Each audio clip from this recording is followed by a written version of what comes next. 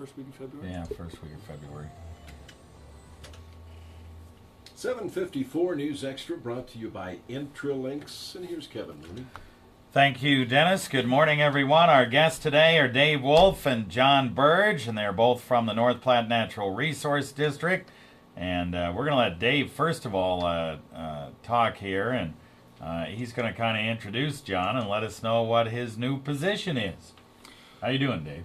Pretty good, Kevin. Thanks for having us on. For the first time in 40 years, we had somebody besides Ron Sosek sitting in as our general manager, and so I first would like to take the opportunity to thank him for his hard work, dedication, and leadership. It has not been an easy job, especially the last decade. So we do want to thank Ron for his service. But we got a new manager in, John Berge, who I've had the pleasure of working with before, and so we're really excited. We've got some new things that he wants to bring in, and really dedicated and has this vision of what going forward. So really pleased. That's great. John, I know a lot of people are saying, boy, I've heard that name before. Why don't you give us some of your background there? Sure. I hope that they're saying that with a smile on their face rather than a frown. I've been around the valley for a long time. I grew up here, went to school at Morrill High School, graduated from WNCC and went to Chadron State College. Spent a little time back in Washington, D.C. In 2 different stints, and just recently moved back about a year and a half ago, and was commuting back and forth to Washington, D.C. I worked for Secretary Vilsack most recently, and for Senators Nelson, Kerry, and Exon previous to that. And I too want to thank Ron Sosek. I wouldn't have even considered taking this job had the NRD not been in the good stead that it was, and it was in that good stead because of his sort of solid leadership, good staff, great board. We've got a lot of issues to deal with regard to management of groundwater and a number of our other programs. And with those kind of issues coming your way, there's always controversy and there's always concern. And we're going to wade through all of that. And I'm looking to our staff, and I've spent some time with Ron over the past couple of months trying to do the best I can to learn what I'm supposed to be doing, and I think I'm there. So. All right. Good deal. We got a few things we got to talk about. One of them is meter reading and maintenance, right? Yeah. One of the things that happens every October is we send out folks into the field to do the meter reads. We have flow meters on all of our center pivot system, all of our groundwater systems here in the NRD, and we will be reading each and every one of those meters. Those meter reads are designed to do a couple of things. One, we find out what your usage was over the course of last year, and then we use that to calculate what your water availability will be for the next year. This is the final year of the allocation period coming up, and so those numbers are going to be really important. So we wanted to make mention, if landowners are listening in and they see our trucks out there, that's what our folks are doing out on their property, having a look at those meters. I'll let Dave talk about the meter maintenance. Okay. Yeah, and the maintenance of those meters, that's also something you guys do, right? Yeah, it's very important. We do offer a meter maintenance program that's incredibly inexpensive to the producer.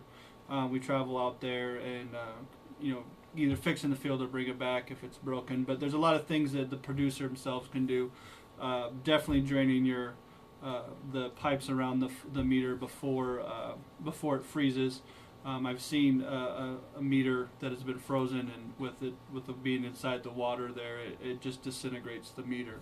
And then the landowner the producer is responsible for providing a new meter.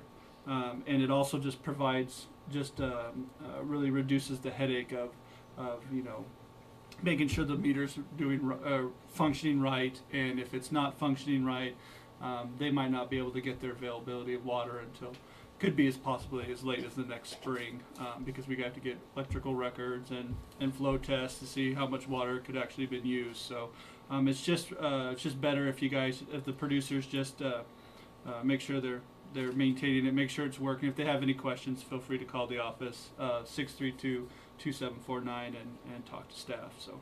Okay. Take a quick break, talk about a couple other things real fast right after this. All right, we want to get conservation trees in your open house. Yep. For sure. Okay. And It's not the last year of the allocation. Next year's the last year. Right. I I may have Leslie after we're done here. Yeah. She might want to talk to you just briefly in the other studio about water management issues. Okay, sure, that's fine. Okay. And that's 'Cause I don't why know here, whether Pumpkin we're gonna Creek, have we've got- time to do that. Pumpkin Creek That's will fine. be the next. You're right. So Yeah. good. Oh, I've been drilled into my mind that this is all different.